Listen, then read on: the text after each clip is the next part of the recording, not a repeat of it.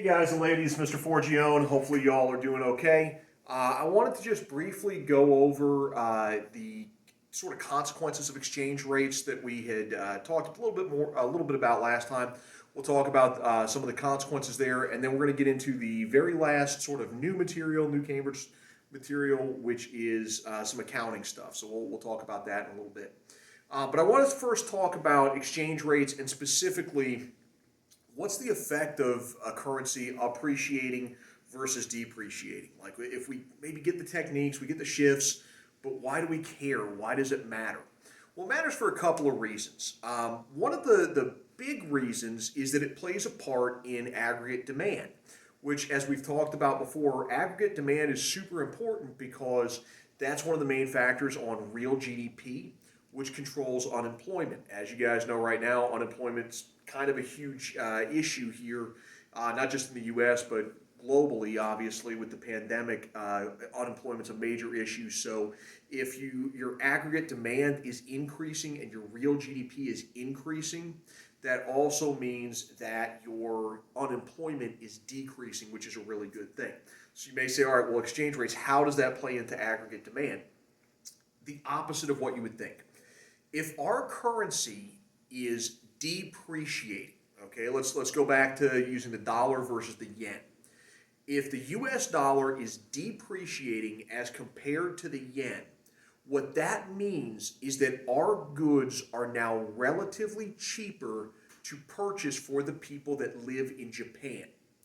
If that's the case and our currency is now it's depreciated, our goods are worth less than they were prior, that means the Japanese yen has appreciated. The Japanese yen goes farther and they're willing to buy more of our stuff because, again, it's cheaper. They can buy more of it.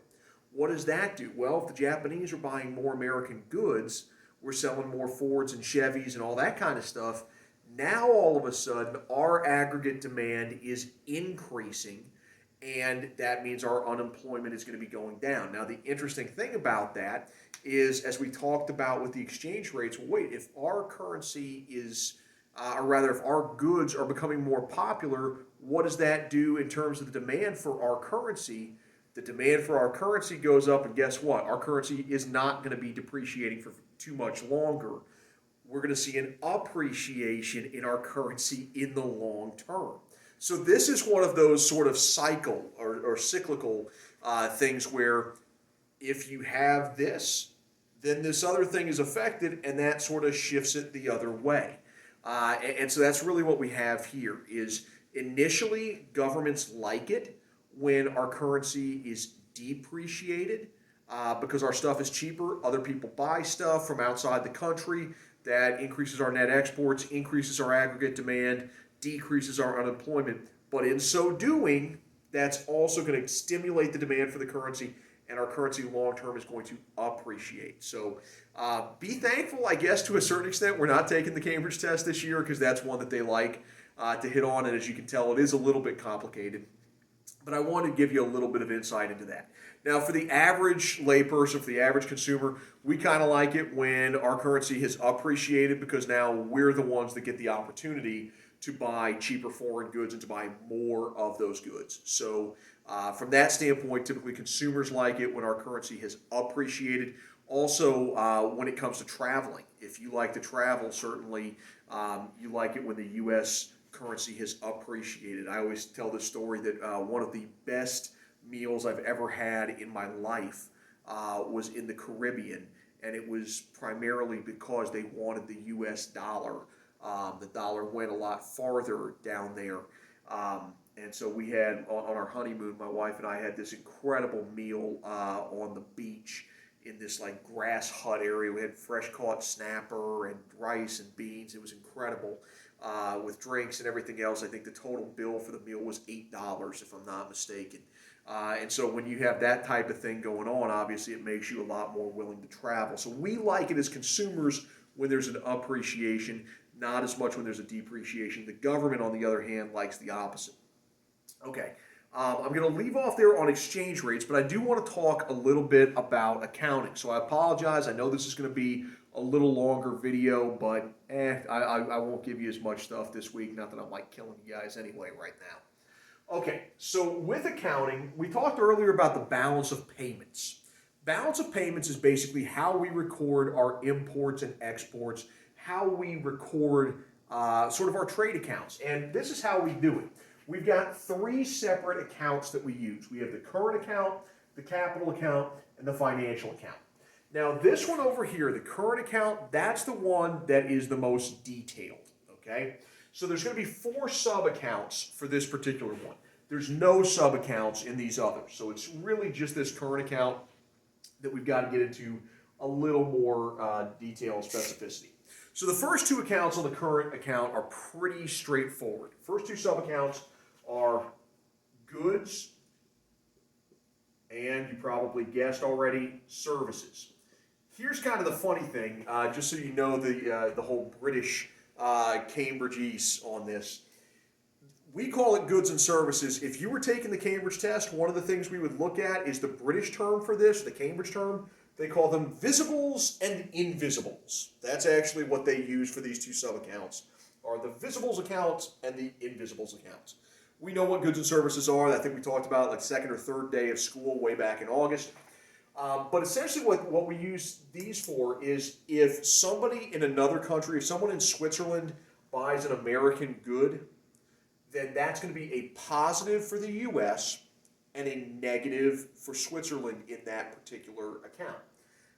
Same thing with services. If we, let's say that, Facebook's an American company, if, they get some business in, let's say, Germany, okay, then that becomes if the Germans are signing up for Facebook and getting ad revenue for, Facebook's making ad revenue and all that, that becomes a positive for the U.S. in services and a negative for Germany in that case. Now, typically in the U.S., we run a massive deficit on goods and a positive on services, usually. And that's not all that uncommon for most industrialized nations. A lot of times we get very negative goods balances, but somewhat positive service balances. And so that's the same thing that we see here. Okay, the next sub-account is income. And usually this is made up of what we call dividends. That's really sort of the big thing in this one is dividends. Now, a dividend is the cash payment that you get for owning stock in a particular company. So if I own, just as an example, okay, one of the stocks that I own personally is Toyota. I like Toyota real well. So every so often, whenever they announce their dividends, they give me cash for being an owner in that company. Even though it sounds weird to say an owner in Toyota, but I own stock in it. So they give me cash disbursements for owning that as part of the profits. So those are dividends. Well, why does that matter? Well, for me here in the U.S., okay, Toyota, foreign company, I'm getting cash from that. Where am I likely to spend that cash?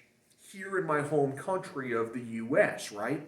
So because it's a foreign company that is giving me these dividends, this becomes a positive for the U.S. and a negative for Japan.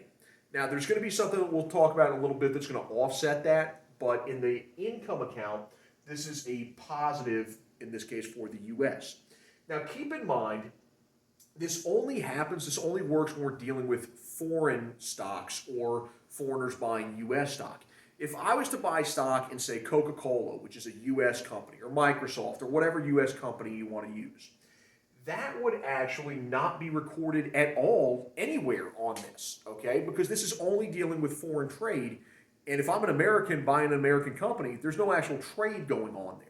So that would not be recorded anywhere in this scenario. It's only if we're buying and selling foreign stocks, and in this case, it's just dividends or the cash payments we get from it. Okay, and then lastly is our transfers, our sub-account transfers. And here when we talk about transfers, we're talking about the transfer payments or transfer programs like we talked about with GDP. I don't know if you remember this, but we used examples of Social Security, food stamps, welfare, unemployment, those types of things, that a transfer program was essentially taking money from one group, giving it to another group.